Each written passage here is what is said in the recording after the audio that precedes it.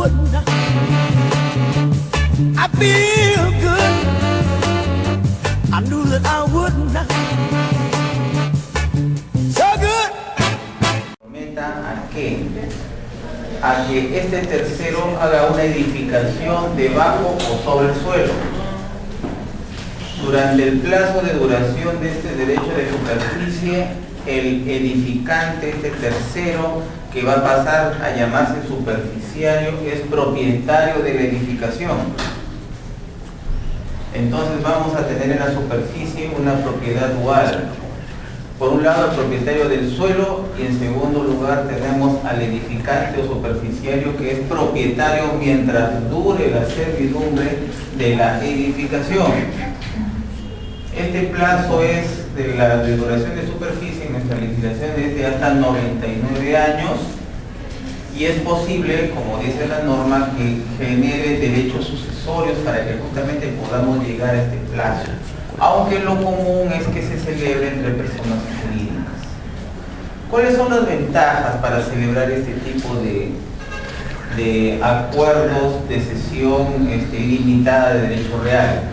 Para el dueño del terreno es ventajoso porque al final del plazo, que puede ser más o menos largo, va a tener opción a hacerse de la propiedad de una edificación por la cual él no pagó absolutamente nada, o quién sabe pagó, pero pagó solamente una fracción o un porcentaje del costo de esa edificación. En segundo lugar, la importancia de este tipo de acuerdo de superficie en favor del superficiario es que este directamente puede entrar en contacto, ¿no? Este directamente puede, ¿cómo le podemos llamar? Este directamente, el dinero, la inversión va directamente a una edificación, donde el cual generalmente va a poner un negocio, pero la orientación radica en que no va a perder tiempo ni dinero en invertir en el terreno, porque este terreno ya lo tiene habilitado. El tiempo transcurrido, que se entiende considerable, le va a permitir al edificante recuperar su inversión y obtener un beneficio, de tal suerte que cuando se acabe este plazo, él pueda salir y pueda obtener ventaja económica de esto. Cuando hablamos también del derecho de superficie, debemos entender que en tanto propietario de la edificación, el superficiario puede celebrar cualquier tipo de contratos con terceros respecto de esa edificación, menos la de disponer del bien. O sea, no puede transferir la propiedad, pero sí puede celebrar usufructos, uso, habitación, arrendamiento, lo que crea conveniente. Puede constituir anticresis, puede constituir anticresis, puede constituir hipotecas, puede constituir hipotecas, pero limitado dentro del periodo de plazo de duración del derecho de superficie. Quiero que entiendan que al vencimiento del plazo de duración de la superficie, la propiedad revierte automáticamente en favor del dueño del suelo. Por eso es que hay un artículo que señala que cesan todos los derechos concedidos por el superficiario a terceros respecto de la edificación que dentro del plazo es todavía de su propiedad. ¿Está claro o no está claro? Porque vencido el plazo, la propiedad revierte a favor del dueño del suelo. Ahora, es posible que se haya pactado, como les decía, de que el vencimiento del plazo de la superficie y con la transferencia automática de propiedad del edificado en favor del dueño del suelo, es posible que se haya pactado una contraprestación económica en favor del superficial. Y eso estará directamente estará directamente vinculado ¿a qué? Al tiempo transcurrido. Una edificación se sobrevalora pasado unos años, pero cuando ya pasa un número de años excesivo viene la depreciación. No es lo mismo una edificación, el valor de una edificación a 5 a 10 años de construido a 60, 70, 80, 90 años. Es evidente que esa edificación para esa época ya va a estar obsoleta. Entonces, mientras a menor duración del plazo de la superficie, mayor será el monto o el porcentaje del valor de la edificación pactados por el superficiario. ¿Para qué? Para que el propietario le retribuya económicamente a la culminación de la superficie. Mientras menos dure, se entiende por un sentido común, mientras menos dure la superficie, la posibilidad de retribución económica será mayor. Por el contrario, mientras el derecho de superficie dure 50, 60, 70, hasta 99 años, las probabilidades de la retribución económica por parte del propietario del suelo a favor del superficiario serán cada vez menores y quién sabe hasta gratuitos. Porque para ese momento la edificación definitivamente va a perder su valor. Imaginémonos ahora una edificación de 100 años atrás. Prácticamente una edificación de 10 años atrás no tiene valor. O sea, vale el terreno. ¿No es cierto? Imaginemos también en un futuro una edificación que para ahora se nos antoja moderna, pero para dentro de 99 años, 100 años prácticamente no tenga valor. Entonces, creo que esa es la proporción que se establece. Si se ha establecido una retribución económica por parte del propietario del suelo en favor del superficiario a la culminación del plazo y este monto de dinero no es desembolsado, el superficiario tiene derecho a ejercer derecho de retención. Tiene que retener. Está facultado a retener el inmueble que ya no es de su propiedad, y está facultado para retenerlo con cargo a que el propietario del suelo le retribuye efectivamente esa suma de dinero pactada. ¿Qué pasa con los terceros? Si los terceros están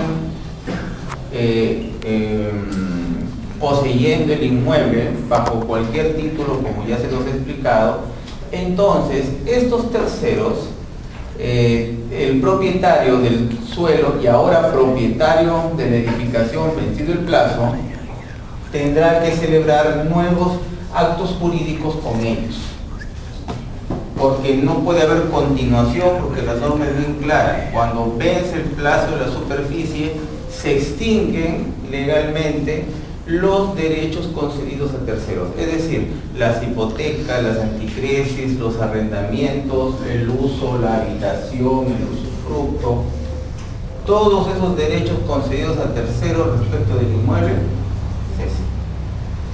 Si hay un problema entre los posesionarios del inmueble con relación al plazo, porque el propietario, si no desea realizar nuevos actos jurídicos con ellos, les cursará una carta notarial, les dará un plazo y los convertirá en precarios y lo desalojará.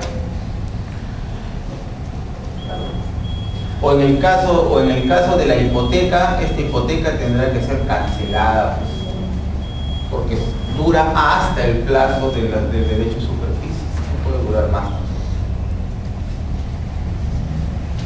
Si eso le genera problemas a los poseedores o titulares de un derecho real de garantía como la hipoteca, es un roche, un problema entre estos y el superficiario. Y expropietario, sería un ex superficiario. ¿De acuerdo? Preguntas en tema de superficie. Lógicamente, para oponerlo frente a terceros tiene que estar inscrito. Así, esto, como estamos hablando de un terreno, el terreno tiene que estar inscrito, la servidumbre tiene que estar inscrita. La servidumbre, la superficie también se entiende que se extiende no solamente al perímetro de la edificación, sino a toda aquella área que sea adicionalmente necesaria para el mejor disfrute de la edificación. O sea, supongamos que el terreno es la edificación, estoy haciendo un restaurante campestre, es obvio que eso tendrá que extenderse a un área contigua donde haya áreas verdes, donde haya juegos, ¿no?, para los niños, donde haya opción a respirar aire puro, poner capas, qué sé yo. ¿Qué tanto tiene que ver esa extensión adicional con la edificación? Eso es algo que tienen que regularse en el contrato de superficie. Y si no se ponen de acuerdo, el juez, con criterios de razonabilidad, tendrá que regular eso. Si se pierde la edificación, se destruye la edificación, eso no importa la pérdida del derecho de superficie, porque puede tener la opción el superficiario de volver a edificar. Porque acá el tema es que mientras dure el derecho de superficie hay una propiedad dual. Soy propietario del suelo y tú eres propietario de la edificación.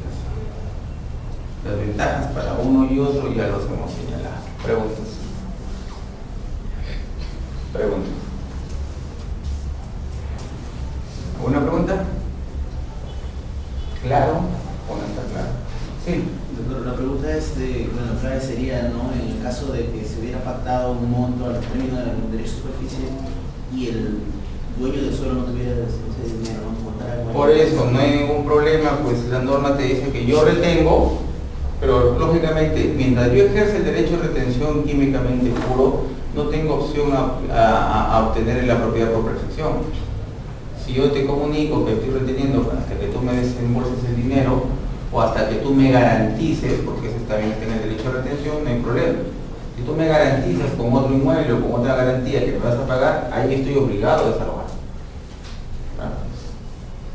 En todo caso, mientras yo me comporte como retenedor, poseeré pacífica, continua y públicamente, pero no como propietario. El día que me empiece a comportar respecto del mueble del bien, del inmueble como propietario, ahí recién empezará a correr mi plazo prescriptorio. ¿Qué se entiende? Si estamos hablando de inmuebles, será el plazo de 10 años. Porque no puedo alegar de buena fe. Claro. Lo único que estoy haciendo es retener el inmueble, poseerlo desde la perspectiva de mantenerme estando allí hasta que tú me pagues. El tiempo puede ser indefinido, pero mientras yo me limite a comportarme de esa manera, no hay peligro de plazo prescriptorio. No debe haber. ¿Preguntas? ¿Preguntas? ¿Está claro o no está claro? Ya. Ahora vayamos a ver el tema de la servidumbre. La servidumbre se la conceptualiza como un gravamen que recibe el propietario del predio sirviente para que el propietario del predio dominante realice ciertos actos, ¿no?, de ejercicio, de posesión o de uso y disfrute del bien del predio sirviente, o en todo caso le impida al propietario del predio sirviente a realizar algunos actos. No es un gravamen, es una carga.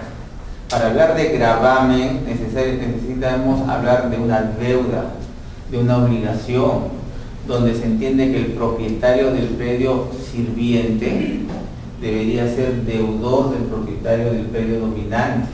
Tendría que haber una deuda y con esa servidumbre se estaría garantizando esa deuda. O sea, la servidumbre, no, si fuese un gravamen, no debería ser considerado un derecho real limitado, sino tendría que estar junto con el derecho de retención, junto con el anticrédito, junto con la hipoteca y junto con la garantía mobiliaria, tendría que estar dentro del grupo de los derechos reales de garantía, y no está allí, y no puede estar ahí. ¿Por qué? Porque la servidumbre no es un gravamen, la servidumbre es una carga. Entiendan la palabra carga como una limitación que se realiza al derecho de propiedad. Ahora, esa carga puede ser legal o convencional. Si es legal, está impuesta por la ley, y si es convencional, es adoptado por acuerdo entre las partes. La servidumbre legal que está regulada en el Código Civil es la servidumbre legal de paso, que implica dos presupuestos. Primero, que haya dos predios colindantes, pegados, unidos uno al otro. Pero la otra condición es que uno de ellos tenga acceso al camino público y el otro no. Supongamos, este predio es de mi propiedad, de la ventana para allá discurre el camino público, pero de esta ventana hacia allá hay otro predio que no tiene acceso al camino público.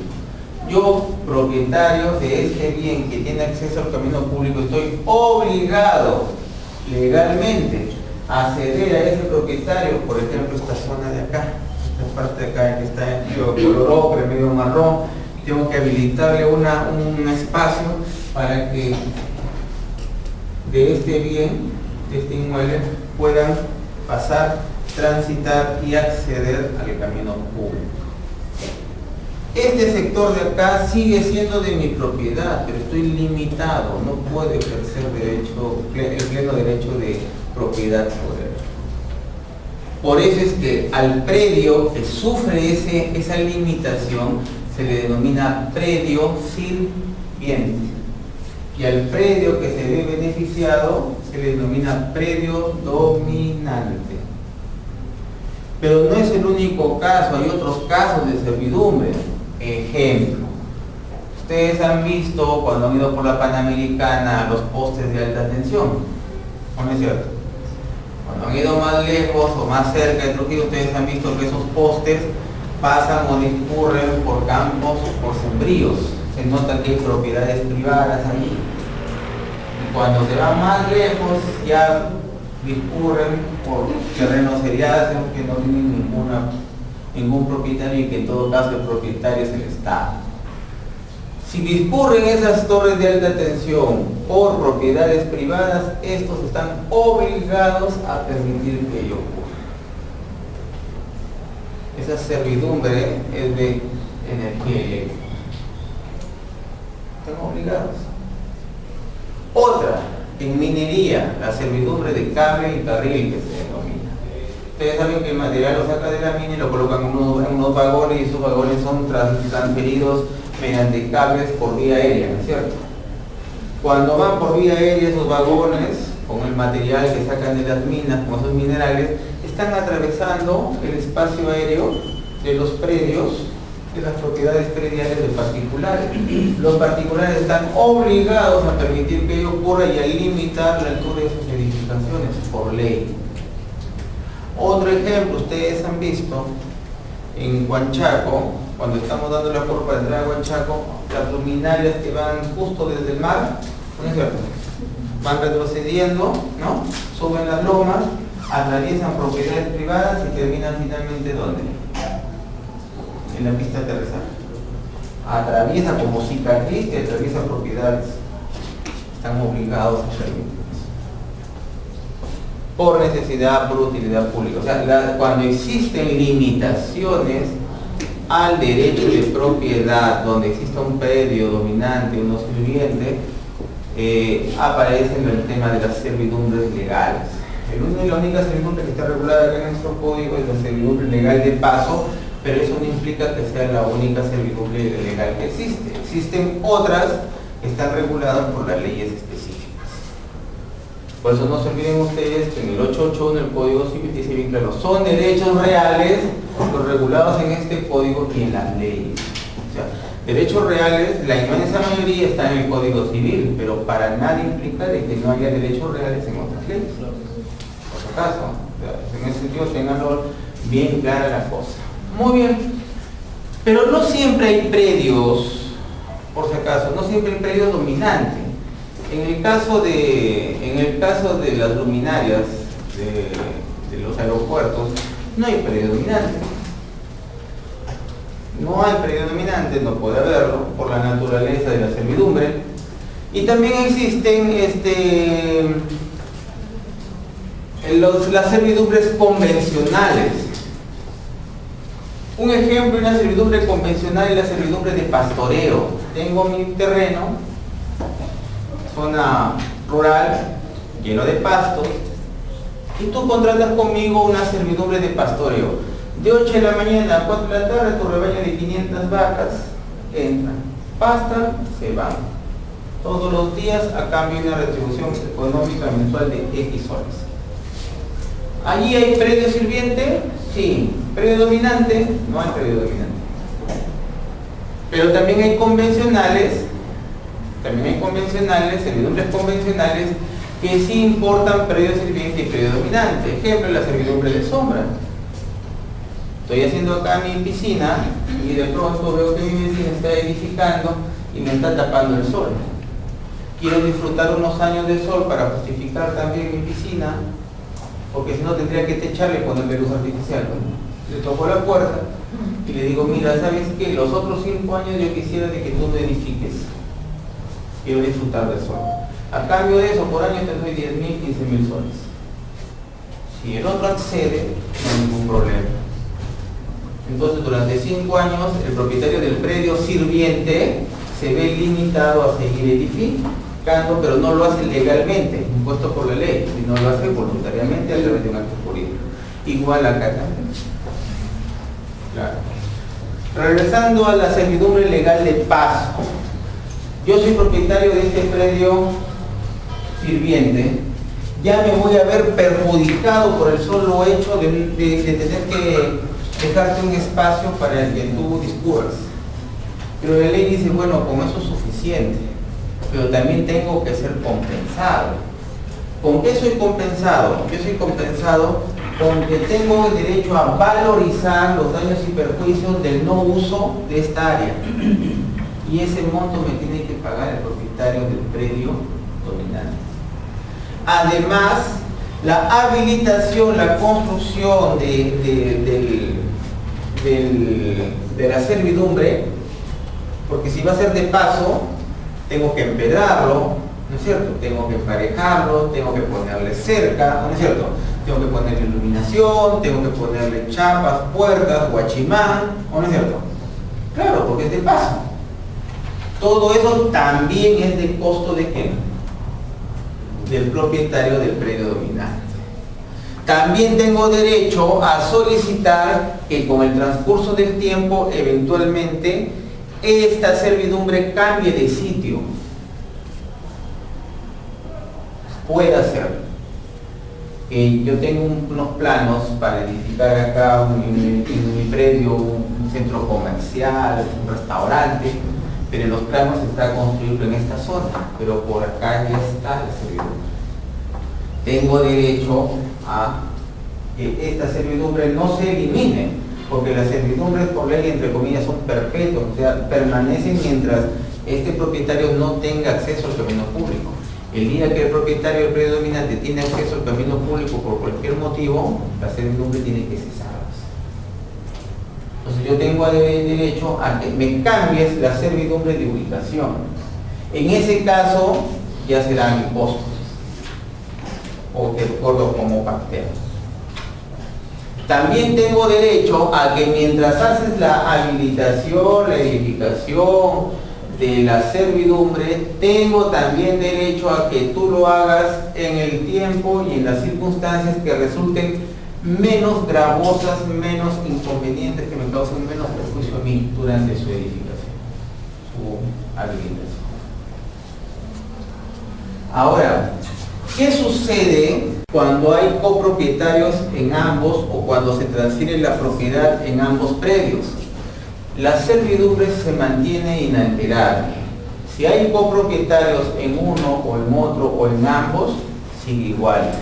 Si se transfiere la propiedad del predio dominante y o del predio sirviente, las servidumbres también igual. Es decir, los terceros que compran el predio sirviente van a verse perjudicados o por lo menos limitados con la servidumbre.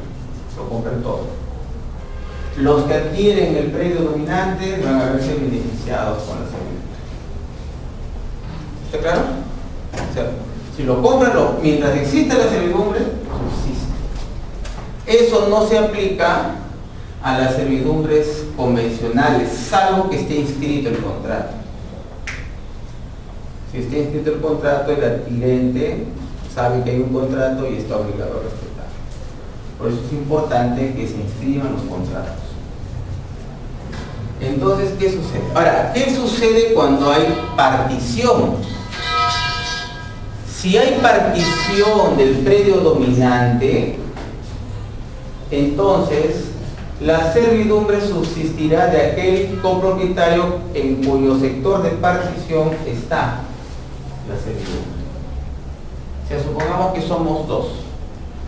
De la mitad para allá, tu terreno propio. ¿Está claro o no está claro? Pero de la mitad para acá ya es mío. Él como ha habido partición y en su sector no está la servidumbre, él se libera de la servidumbre. El fregado sigo siendo yo, porque la servidumbre subsiste conmigo. Lo cual no ocurre cuando hay partición del predio dominante, porque por más partición que haya, todos ellos tienen derecho a seguir usando la servidumbre. Para constituir la servidumbre también las reglas son diferentes. Si somos copropietarios del predio dominante, basta que uno de ellos lo celebre. Y es válido, ¿por qué? Porque como son del predio dominante, se entiende que es para el beneficio de todos ellos. Por eso que basta que uno de los copropietarios del predio dominante que celebre la servidumbre para que sea válida.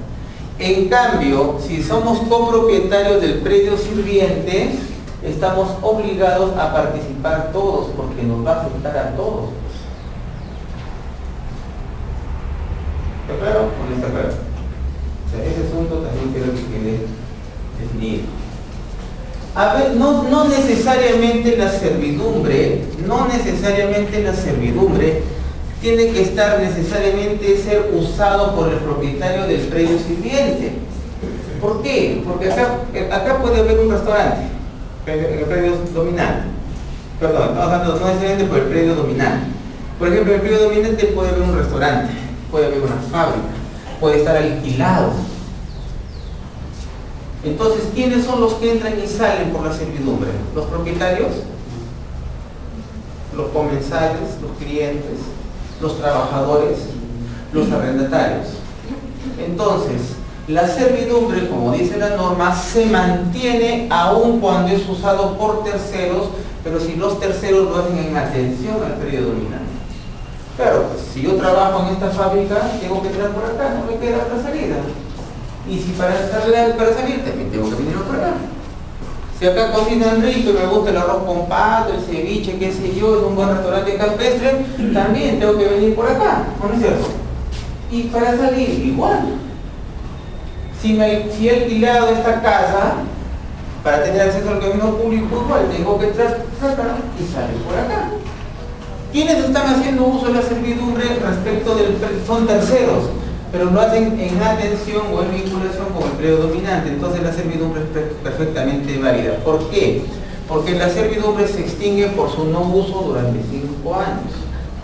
Y además porque la servidumbre, las aparentes, o sea, las que están edificadas, pueden ser objeto de prescripción. Si aplicándose las mismas reglas que en el 950, con 10 años o 5 años con 5 años cuando median justo título y buena fe, o 10 años, se aplica las mismas reglas de la prescripción de inmuebles. La amplitud del camino tiene que ser regulado por las partes. Ninguno, ni el propietario del predio sirviente puede reducirla unilateralmente, ni el propietario del predio dominante puede ampliarlo unilateralmente. Si se amplía o se reduce, lo cual es factible, ¿no?, tendrá que hacerse en vía de modificación por común acuerdo o tendremos que irnos al Poder Judicial si es que hay discordancia. Inclusive hay criterios interpretativos. Se entiende cuando hay discusión de que se debe privilegiar, que se debe favorecer al propietario del predio sirviente, sin llegar al extremo de llegar a la conclusión de que no existe la servidumbre. Ese es el tema. Ahora, aquel que adquiere un predio enclavado dentro de otro, adquiere gratuitamente el derecho legal de paso, es decir, no tiene por qué pagar indemnización, simplemente pagará la habilitación de la servidumbre para llegar al camino público, nada más. Por la ubicación que tiene de estar su predio dentro de otro, encapsulado, enclavado dentro de otro. Esas son las ideas genéricas respecto de la servidumbre, que no es un gravamen como dicen las normas, sino es una carga o limitación impuesta por la ley o autoimpuesta por los sujetos dentro de la celebración de sus actos jurídicos. ¿Sí? Es este punto concreto y preciso. Preguntas. Preguntas.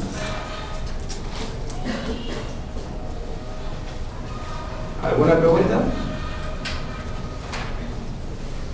Está diciendo, profesor, que la servidumbre se extingue por 5 años, si no utilizan, ¿no? Claro, porque la servidumbre se entiende que no tiene plazo, pues.